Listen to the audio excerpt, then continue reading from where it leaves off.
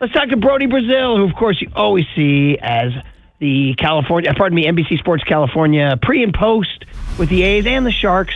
And Brody, it's been a long time, so it's great to have you. Brian Murphy, Marcus Boucher, Marcus on the Yuma guest line. How you doing, Brody? What's up, Brody? You act like I'm not listening, not watching the live stream. You guys, we're not friends anymore? No need to reintroduce. No, it's a pleasure to be on. And you mentioned the A's and Sharks. Wow, it's been a lot of losing seasons in a row for your boy here. So. Oh man, I know. Let's stay on the baseball tip for a second here. Yeah. So tonight, to you, like A's Giants, like there's a lot of ways to look at this. Like, is this the end of the Bay Bridge series and the waning days? Like, we don't even know where the A's will be next year. But for you, is it still special seeing these two unis on the field? For now, it is. I mean, it's hard to put that aside, though. To not really let your brain wonder about next year and 3 years down the road. And I think, I was talking to Kerry Crowley, KNBR Voice, the other day on my YouTube channel, and he brought up it's a cultural loss, really, for San Francisco fans, even if the A's move. So I know what you're saying, and I appreciate you starting it that way. It's just so hard to think about anything else. And it's amazing because everybody's so focused on opening night later this week at the Coliseum. What might that atmosphere be like inside and outside the stadium? It's almost like tonight is a forgotten piece.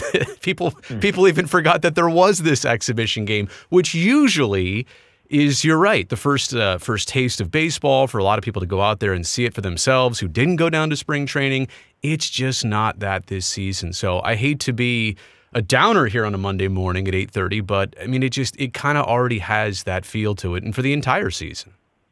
And Brody, of course, we saw last year with the reverse boycott. We've seen A's fans put on their own fan rallies this offseason. Just overall, what is the vibe going into the season? Do we plan to see more of these reverse boycotts, or how do you think A's fans here in Oakland are going to approach this season? They're not done, and I would say the other part of it is they've seen success, right? I mean, the reverse boycott. Imagine for fans to put on something that was half-baked or half-executed.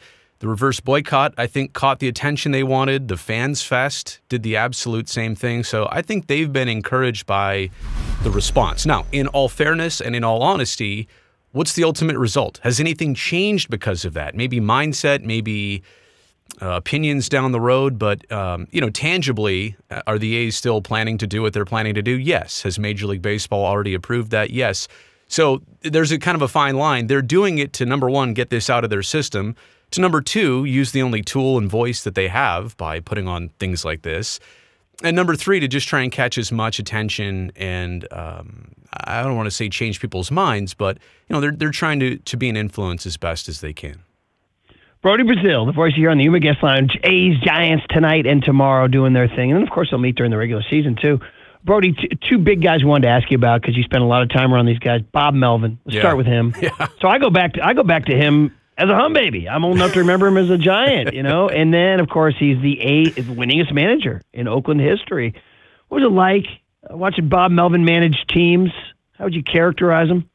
I'm just going to get romantic here, and not in a weird, creepy way, but when he came to the A's in 2011, I knew of him. I didn't really know him. And I would say over the next couple years, and 12 was an awesome year, winning the West in game 162. 13, they won the division. 14, got to the wild card.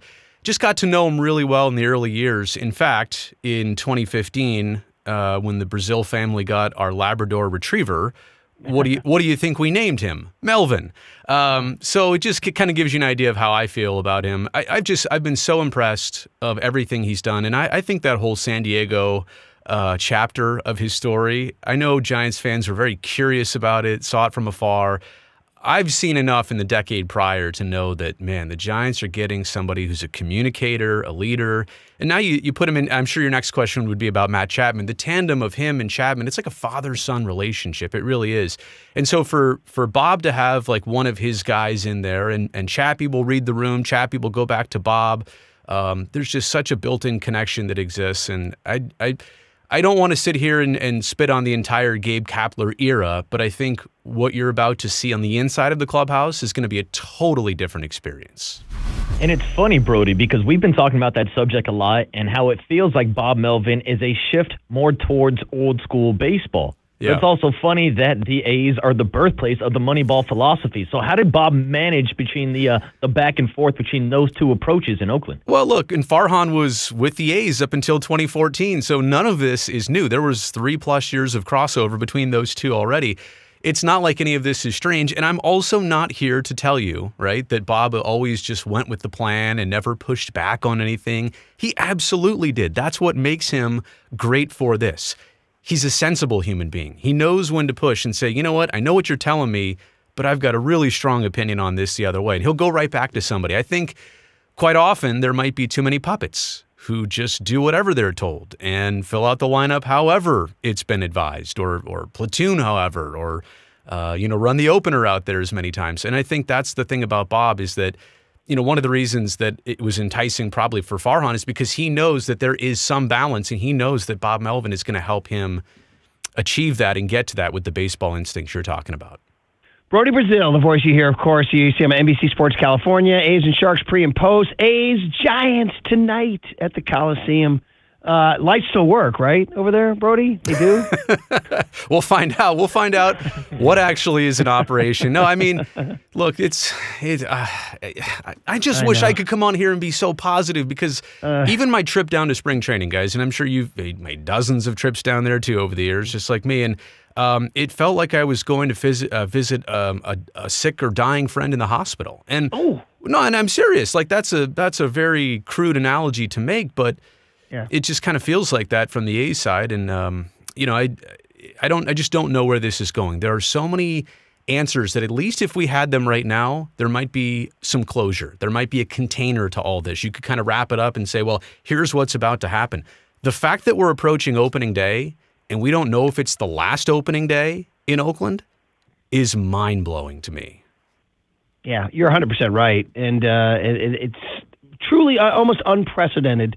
Yeah. I mean, there were threats of the Giants leaving in '92, et cetera, and there were threats of the Giants being sold to Denver in the late '70s and all that. But this is beyond. So even the Tampa thing happened so quickly, right? It was mid-season, then the end of the season. They thought it was the last game at Candlestick. Everybody was crying and in tears, and then all of a sudden, in the offseason, saved. I mean, we've been literally going on 3 years of talk about Las Vegas specifically. We've been going on like 6 or 7 years of the A's and Howard Terminal, but now we've been going on a full year of we're putting all our focus in Las Vegas, and there have been some milestones. Some things have happened, but nothing has officially happened. Like, it has not actually started yet.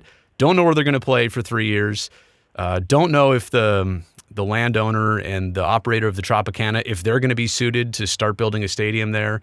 And we don't know how this thing is going to be financed. So there remains some pretty outstanding questions that you thought there'd be answers to. And sorry to rant, I'll just throw in one more thing. There's a lot of people that are A's fans that are wondering what the possibility is for Major League Baseball to even consider expansion in Oakland. And I realize that might feel and seem very far-fetched right now, but there's a lot of precedent for that before. When the A's left Kansas City, Major League Baseball the next year, 1969, gave them the Royals. So we'll see what happens here. I don't know that all the chapters have been written yet. I believe it for sure. Well, just off the top of your head, I mean, Sacramento, I know Larry Baer would literally like chain himself to the Yellow Bridge in Sacramento to not let the A's come there. But is that something you even talk about and kick around? I think anything's possible. Sacramento, I think there's a ton of money in Salt Lake City. There's an ownership group up there, the Larry H. Miller Group, which is building a brand new AAA stadium for the Salt Lake Bees. They think they can expand it to 11,000, which is not a lot, but I think that company would probably take care of all the expenses and maybe media market stuff, fill in the gaps here and there. They are really trying for a tryout for Major League Baseball up there. So for me, I think Salt Lake City might even be more of a front runner than Sacramento. But I know what the A's want, and that's to stay in Oakland, but that's the conversation right now. They'll have another meeting on April 2nd, by the way, to further discuss negotiations of a Coliseum extension lease. But again, it's amazing that nothing is certain, and we don't even get to know on this opening day later this week, opening night, if it actually is the last one. It's pretty crazy. And I also feel bad for players on this team. I mean, there are some interesting young pieces, certainly probably not enough to get them back over even 60 wins like they had 2 years ago. But I feel bad for the young players going through this experience. It's not typical to Major League Baseball at all. Yeah, Brody, I'm right there with you. I'd love to sit here and talk about Zach Geloff and Mason Miller and some of the young guys on this roster, but we're running out of time here, so I got one last question for you. You alluded to it earlier. Matt Chapman now putting on the orange and black, rejoining Bob Melvin. What kind of player are the Giants getting, and what does it mean for Bob Melvin to have one of his guys in the clubhouse? You know, when they did x-rays on his hip, they found something interesting in Matt Chapman. They found that dog in him. And that didn't go over. I thought that was going to be better. I like it, bro. I didn't If you're nail watching it. the YouTube stream, we chuckled. We did. I didn't nail it. No, You but can go back on the YouTube video and look. There were chuckles. Yes, for sure. he's such a competitor. He's a California guy. And, you know, all that talk, guys, about players wanting or not wanting to come to San Francisco. Is it a good place to live and play? Da-da-da-da-da. Matt Chapman's a California guy. And I know the whole Boris thing got everybody kind of bummed out because it happened so late.